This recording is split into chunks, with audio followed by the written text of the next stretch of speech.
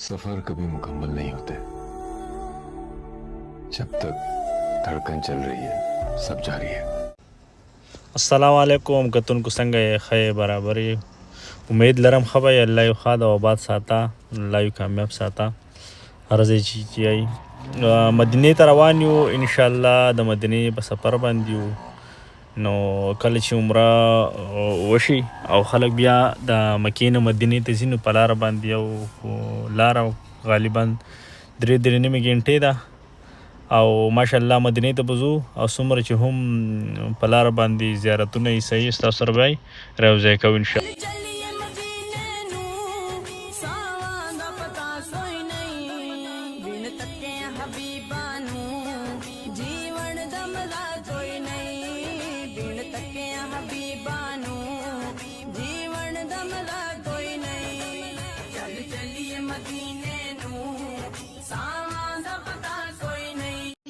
तो जन्नत में सब है मदीना नहीं और जन्नत मदीने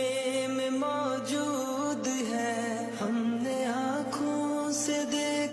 ملګرو زموږ سفر جاری دی انشاءالله اوس جدې ته رارسېدلي یو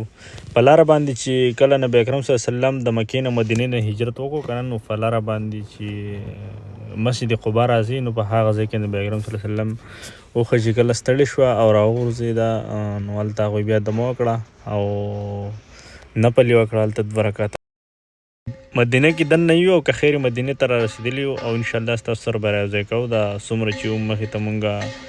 زیارتونه کوو دا مونږ نبی اکرم صلی الله علیه وسلم چې کومه روضه د مسجد نبوي کې ولاړ یو او هغه مخامخ د نبی اکرم صلی الله علیه وسلم روضه ده هیدا اوس مونږ روضې سلامۍ لرالو نو په دې کې به انشاءالله بیا خلک ترتیب پر ترتیب باندې سلامۍ له راځي ماسوتن مانځه نه پس او سحر مانځه نه پس او ماشاءالله ډېر یو ښایسته ځای دی الله پاک دې هر یو مسلمان هر یو روغ مسلمان توفیق ولا د عمرې ورکړي او چې راشي او دا پاک ځایونه وویني نو موږ ټول له پکار ده چې د دې اسلامي ځایونو نه اسلامي خبرو نه د دین نه د دې نه ځان خبر کړو دې سره خواته بیا جنت البقیع راځي دې کې کم از کم د سحر د مانځه نه پس او د مازدیګر د مانځه نه پس دې ته خلک دننه پرېږدي نور دا زیارت بني زنانه ورته هم غالبا دننه بندي نه پرېږدي نو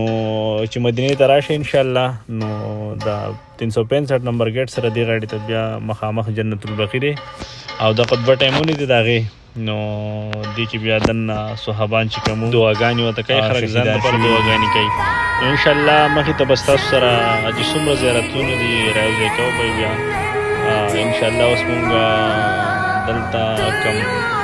جنګ بدر میدان چې دی هغه تاسو ته موږ په سکرین راولو دا کم چې مونږ مخامخ ورته کیمرې نیولي دي نو دا دی جنګ بدر چې کوم شهدا دي دا د شهدا هغه غټک چې کوم مقبره او مین هغه ده او د دې نه د تاسو لیدای شئ په دې سکرین باندې مخامخ چې څومره هم تاسو ته ښکاري نو دلته بیا خلک دعاګانې کوي ځان لپاره دعاګانې غواړي او مطلب ټول مسلمانانو لپاره دعاګانې غواړي دا بیا مینه صحابهو چې کوم نمونه دي هغه دي پکې دلته لیکلي دي مین چې په دې کې کوم صحابانو جنګ بدر کې او د هغو چې کوم 15 غالبا 16 نمونه راوځای کړي دي نو دا بیا دلته دا دغه دپاره لیکلي دي نو الله پاک ته ټول مسلمانان دې ځای ته راولي